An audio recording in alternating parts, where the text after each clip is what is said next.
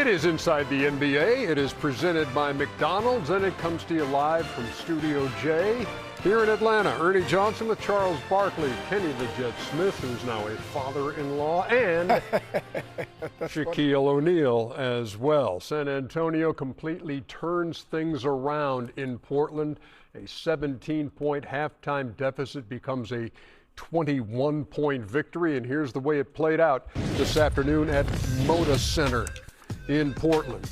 Victor Wembanyama cleared to return from concussion protocol after missing Game 3, and right away knocks down a three. He was shooting that thing early. Shaden Sharp pulling up and knocking down the three. Right, Portland, Portland full of fire here in the first half of this game. Wow. Wemby. That floppy down right there, Kenny. Yeah, you know, the one thing about Portland, they were also floppy downhill. So that boy floppy downhill. Yeah. In the first half, and they went away from that in the second half. Oh. All of these drive to the rims and creating contact and creating action was not there, Ernie, in the second half. I think the main thing, Kenny, the game slowed down. Because they had like a jailbreak. That's when they're at their best. They're not a good shooting team. Yeah, 58-41 your halftime score. San Antonio comes out 13-0, which turns into a 23-4 run and the lead. That's what the system does, Ernie. They never panic. They just keep playing. 7 blocks on the day from Wembanyama. Oh. And San Antonio just throw it up there. Dominating the second half. Yeah, they went to the paint. Then they said, okay. Glad we actually showed the De'Aaron Fox, because he was the best player on the court today. Yeah, right around now. This is when he took over. This is when he took over. Wemby had a hell of a game, but De'Aaron Fox was the reason the Spurs won this. 28, 6, and 7 for De'Aaron Fox. We hope to speak with De'Aaron Fox here before our show is over. There's Keldon Johnson, your nice sixth man of the right year. There. And then Stephon Castle got hacked by Avdia. That should have been a technical only on Castle right there. Only on Castle. Only on Castle. Or 2-1. No, yeah, 2-1, because he instigated this. No, he did. Yes, he did. He didn't instigate it? Yeah, right What's there. that? What's that? That's not instigation? Putting the ball in somebody's chest. Well, he got fouled hard and the ref ain't call it. No, He did call it. No, he didn't call it. The ref did call it. No, he went to the line. He didn't call a foul. Yeah, they called a foul. You didn't watch the game? They didn't call it.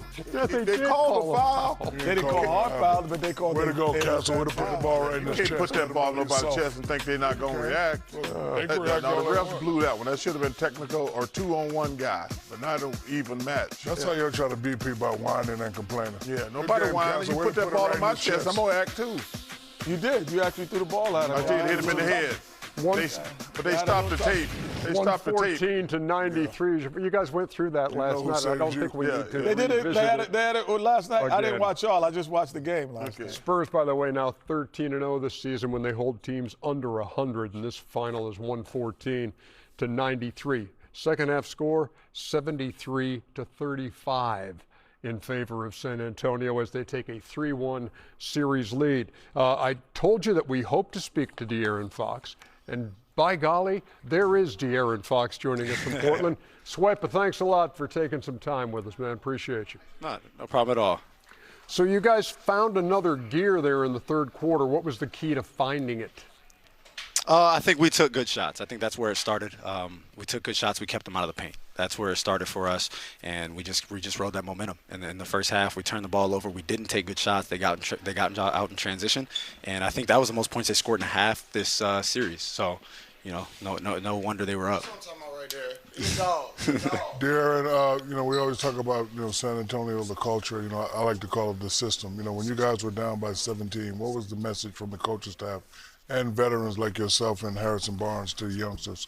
What did you say for the guys to come back out?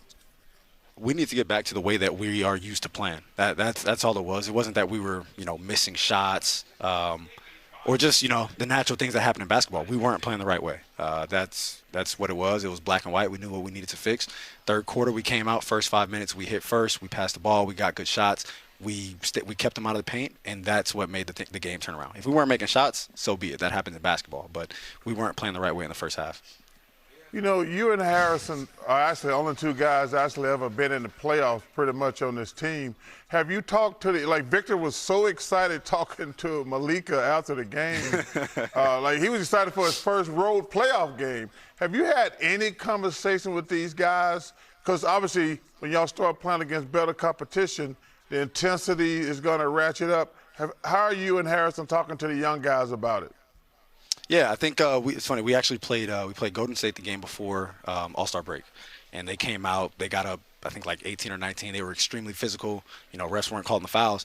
And in the huddle, we told them, like, this is what the playoffs is going to feel like. They're going to scratch. You're going to hold. You're going to get hit. And refs are going to swallow their whistle. That is what it is. Refs say that, you know, the NBA says that they don't officiate the games differently in the playoffs. We all got eyes and we can see it. So I think that is what prepared us. And then once we started getting down the stretch of the season, we told guys, like, this isn't what games are going to feel like. You're going to come in, you're going to get hit, you're going to look at them, they're not going to say anything. You're going to ride the wave of the crowd. I think us having a home game for the first game of the playoffs was great for us because you kind of don't know how people will react on the road. I think we were able to settle in fine, and I think they've been great. We got dogs on this team. Regardless of what they don't know, they go out there, they have instincts, and they play the game. You know what's interesting is that you guys have, at least against Portland, you have a winning record when Wemby doesn't play. How does your role change when he's in the lineup or out the lineup, one as a team and individually for you?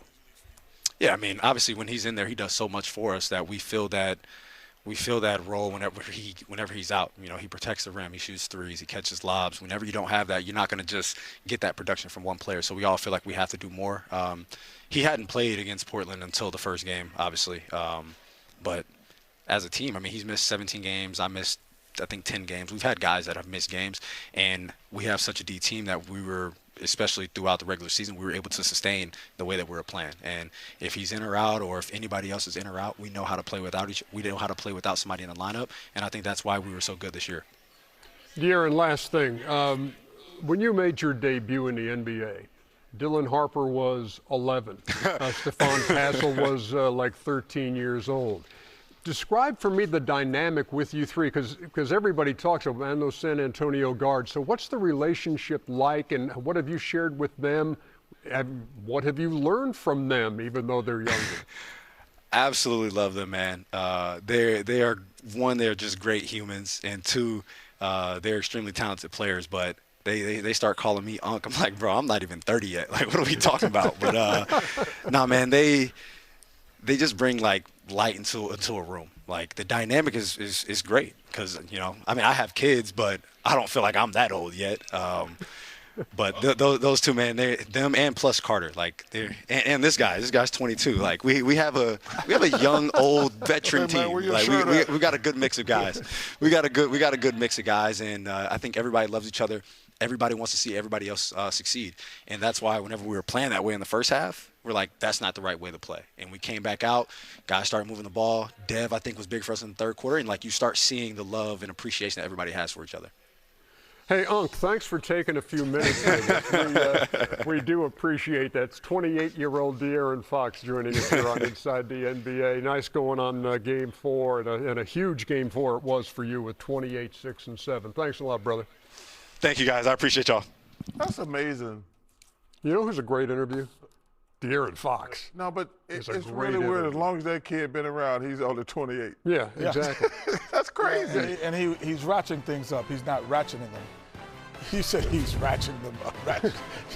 You're ratchet, but he was ratcheting things up. Yeah, let him know. You can't Castle didn't instigate. guard me. That's right. Oh, and hey, listen, Chris Dudley should have came back at you. But guess what? He did because he's soft like you. SOF capital T.